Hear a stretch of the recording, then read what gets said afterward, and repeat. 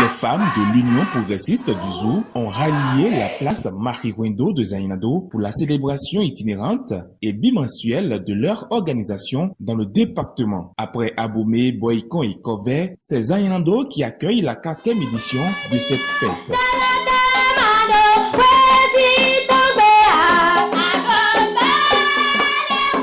Chansons, ballets et prestations d'artistes étaient au rendez-vous et elles se sont défoulées. Moment de communion, de relaxation, mais aussi de réflexion soutenus par les leaders du parti Baobab. Un sujet de joie pour les femmes.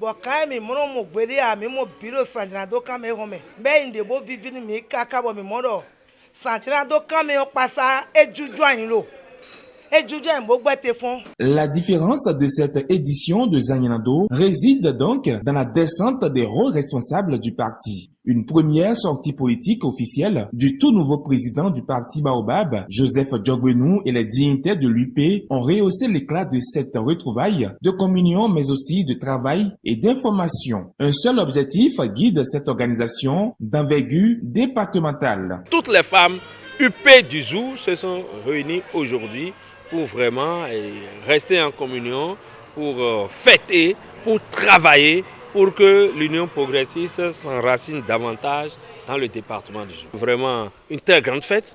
Des conseils ont été prodigués donc aux femmes. Comment est-ce qu'elles doivent pouvoir travailler pour suffisamment enraciner l'Union progressiste dans le département du Zou. Pour la réussite de cette fête, les femmes se cotisent entre elles et n'attendent aucune aide financière des leaders politiques. Une autre manière de faire la politique qui prouve à suffisance l'engagement de ces braves dames à faire rayonner le parti. Un militantisme qui fascine les sommités de l'Union progressiste.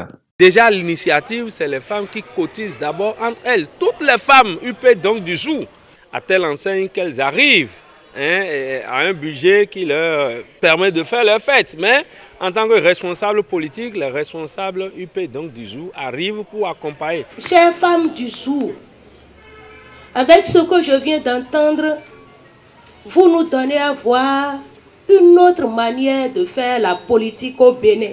Cette rencontre nous montre que vous, femmes du Zou, vous savez qu'il est digne dans tout ce que l'on fait de compter sur soi-même. C'est la source du respect. Ma prière, c'est que cette initiative, elle fasse école au niveau de toutes les coordinations du Bénin. Merci donc, chères femmes, de nous donner de bonnes leçons et merci pour ce militantisme différent de ceux qu'on a connus jusqu'ici. À travers ce geste, les femmes UP du Zou traduisent ainsi en acte le noble principe « comptons sur nous-mêmes », vainement chanté mais jamais appliqué. Avec fermeté, elles promettent à leur faire tiers des victoires historiques. Après tirage au sort, la commune d'Agbenizon accueille la prochaine édition.